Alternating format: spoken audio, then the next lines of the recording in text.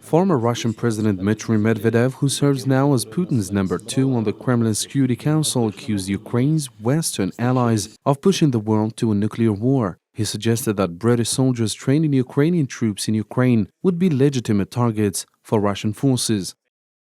The British Defense Minister decided to transfer trainers from his country for Ukrainian soldiers to the territory of Ukraine itself. This means turning these trainers into legal targets for our armed forces. They know very well that they will be mercilessly destroyed. They are not mercenaries, but British NATO specialists.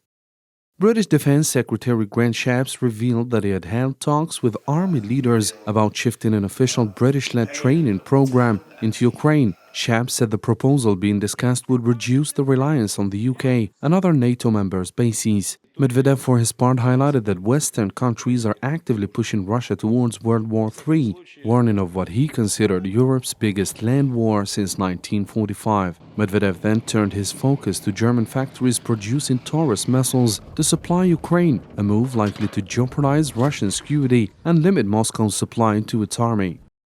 The head of the German Defense Committee demands that Ukraine be supplied with Taurus missiles immediately so that the Kiev system can strike Russian territory to weaken the supply of our army. They say this is consistent with international law. In this case, attacks on the German factories where these missiles are made would be completely consistent with international law.